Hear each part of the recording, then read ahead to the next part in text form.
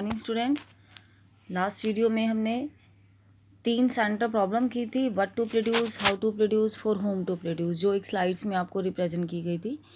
ये 3 प्रॉब्लम हर एक कंट्री की बेसिक प्रॉब्लम होती है, what to produce, how to produce and for whom to produce. Next topic is that the solution of centre problem. अब आपने 3 economy की, 3 centre problem की, तो तीनों इकोनॉमी में तीनों प्रॉब्लम का अलग अलग से सोल्यूशन किया जाता है। हमारी इंडिया की मिक्स्ड इकोनॉमी है, तो ज़रूरी तो नहीं ना कि हर जगह पर यही वाली इकोनॉमी हो, मिक्स्ड हो। कहीं मार्केट इकोनॉमी होगी, कहीं सेंटर प्लान होगी, कहीं मिक्स्ड होगी। तो अगर एक मार्केट इकोनॉमी है तो उसमें तीनों प्रॉब्लम का कैसे सोल्यूशन किया जाएगा।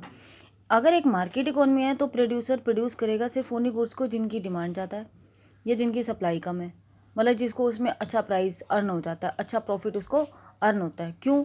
देखो, मार्केट इकोनॉमी है, मार्केट इकोनॉमी में क्या करता है, एक प्रोड्यूसर तो यही सोचता है ना कि मुझे अच्छा प्रॉफिट चाहिए, मुझे पैसा कमाना है, तो वो सिर्फ उन्हीं चीज़ का ही प्रोडक्शन करेगा जिसकी डिमांड ज़्यादा होगी और जिनकी सप्लाई कम होगी, और वो प्राइस भी हाई रखेगा, मेथड भी वही यूज़ करेगा जिसमें उसकी कॉस्ट कम से कम पड़े, और सिर्फ प्रोडक्शन भी उनके लिए ही करेगा जो उसके प्राइस को अफोर्ड कर पाता है।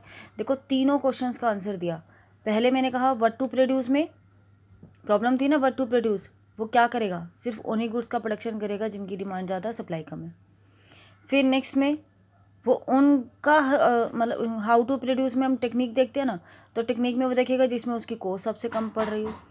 तीसरी प्रॉब्लम थी फॉर होम टू प्रोड्यूस, वो किसके लिए करेगा, तो वो किसके लिए करेगा, रिच पर्सन के लिए करेगा ताकि वो उसके प्राइस को पे कर सके।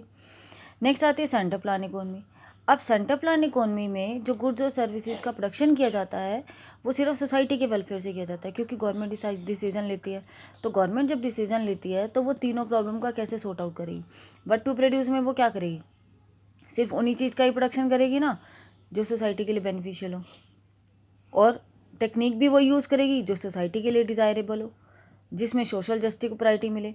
दैट मीन्स कि अगर मैं लेबर इंटेंसिव टेक्निक यूज़ करिए ताकि लोगों को ज़्यादा से ज़्यादा काम मिले, और अनएम्प्लॉयमेंट है तो लेबर इंटेंसिव जैसे करी, और किसके लिए करेगी वो, how to perform to produce किसके लिए करेगी, वो पुअर्स पीपल के लिए ही करेगी। रिच के लिए भी करेगी लेकिन बेसिक नेसेसिटी पहले पुअर्स के लिए करेगी। मिक्स इकोनॉमी में जो भी डिसीजन होगा ना व्हाट हाउ और फॉर होम का, वो बेसिस किया जाएगा market force as well as the social consideration, मतलब दोनों के पॉइंट ऑफ व्यू से ध्यान में रख के लिया जाएगा। तो ये थे हमारे तीनों के सोल्यूशन की, तीनों अलग अलग इकोनॉमी में इसका कैसे सोल्यूशन लिया जाता है। तो अब तक हमने किया था 3 सेंटर प्रॉब्लम और फिर हमने उसका किया सोल्यूशन।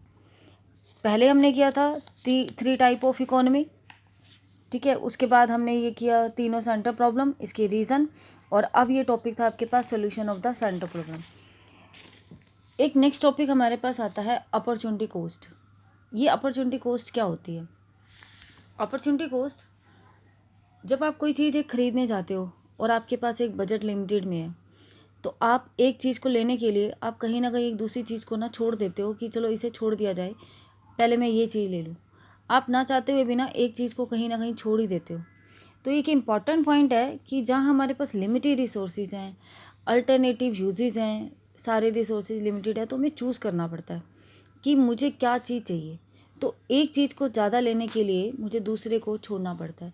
मान लो कि आपके पास अगर 10 रुपये हैं और आपने उसमें चॉकलेट भी लेनी है और टॉफ़ी भी लेनी है, तो आपको ज़्यादा टॉफ़ी खाने का मन हो रहा है, तो अगर आपने ज़्यादा टॉफ़ी लेनी है तो आपको चॉकलेट को छोड़ना पड़ता है, या आप चॉकलेट ज़्यादा ले रहे हो तो आपको एक टॉफ़ी को कम करना पड़ता है। मतलब एक 10 रुपये जो आपके पास है वो एक लिमिटेड है, वो रिसोर्सेज आपके पास लिमिटेड हैं।